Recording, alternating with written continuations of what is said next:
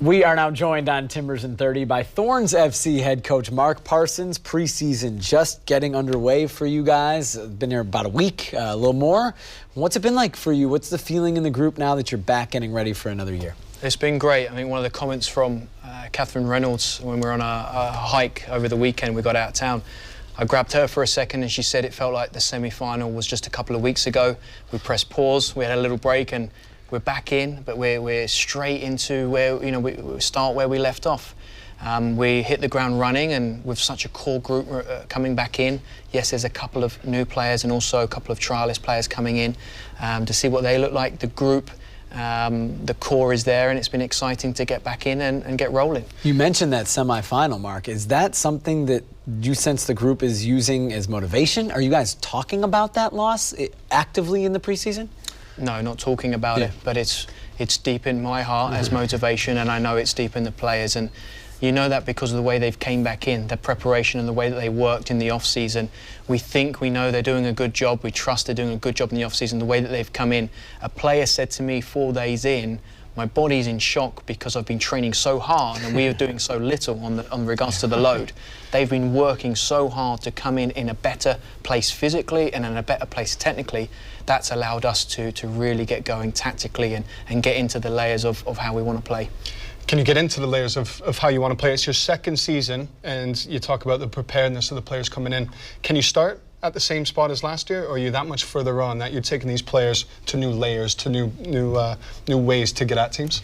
Yeah, last year with the chop and change in and out constantly, and we weathered that very well. And the group from 1 to 26, they were fantastic. And having finishing first and getting NWSL Shield was an unbelievable achievement with those circumstances. This year, the last 4 regular season games last year in the semi, this year that's where we're starting from. What those 5 games look like, how we want to control and dominate with the ball, how we want to dominate and be aggressive without it, that's still there.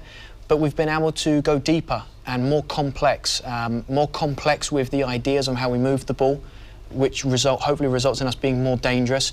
At the same time, it being complex and giving new ideas. When it comes off, if we move forward with it, it suddenly becomes a lot simpler and a lot easier, a lot less responsibility on individuals solving, and the team structure can solve problems and let individuals be great individuals when we're in the final third. For you personally, evolving as a coach, as a manager, what do you look towards in order to continue to progress? Because the quality, the talent in competition is obviously growing more and more as the years pass.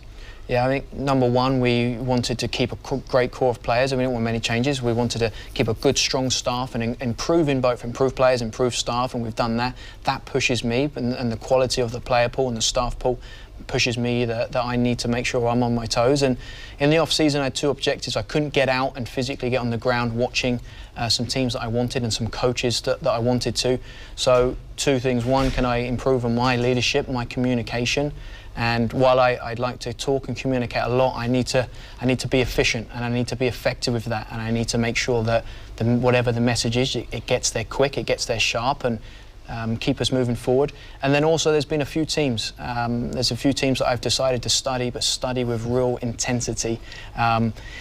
A Chelsea fan, so I'm embarrassed to say.